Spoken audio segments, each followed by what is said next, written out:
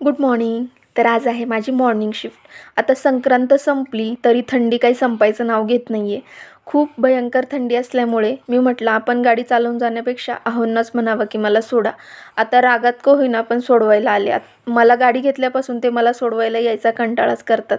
घरी येताना पृथ्वीसाठी थोडासा खाऊ आणला, कारण की माझं पिल्लू घरी आलं की अशी माझी वाटच बघत बसलेलं असतं आणि पळत पळत विचारायला येतं की मम्मा तू माझ्यासाठी काय आणले. आता त्याच्यासाठी एक कॅडबरी आणली आहे, त्याला हातात दिली आहे, तरी पण त्याला माहिती आहे मम्माने दुसरं काहीतरी आणलं असेल. त्याच्यामुळं त्याला माझी बॅग बघायची होती की बॅगेत अजून काय काय असेल. मग फ्रेश वगैरे झाली आणि थोडासा लाडू खाऊन घेतला. आता संध्याकाळच्या जेवणासाठी काय करायचं असं विचारलं असता पृथ्वीने मला हे उत्तर दिलं.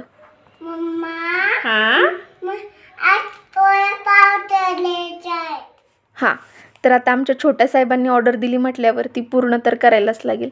वडापावसाठी बटाटे कुकरमध्ये शिजायला ठेवले आणि त्याच्या भाजीची तयारी करून घेतली. बटाटे सोलून घेतले आणि त्याच्यासाठी मसाला बनवला. मसाल्यामध्ये होती हिरवी मिरची, लसूण आणि जिरं टाकलेलं आणि त्याचीच फोडणी द्यायची होती आणि छान वडे बनवून घेतले. आता बेसन पीठ, पाणी आणि हळद मीठ मिक्स करून त्याचा छान बॅटर तयार करून घेतला आणि वडे फ्राय करून घेतले. आता मेन आहे ती वड्याची चटणी.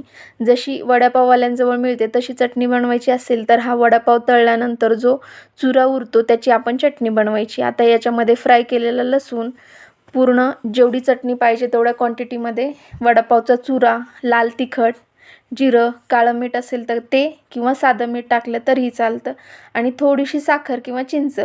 त्याच्याने त्याला आंबूस आणि गोड दोन्हीपणा येतो आणि तयार आहे आपली झणझणीत वडापावच्या दुकानात मिळते तशी चटणी.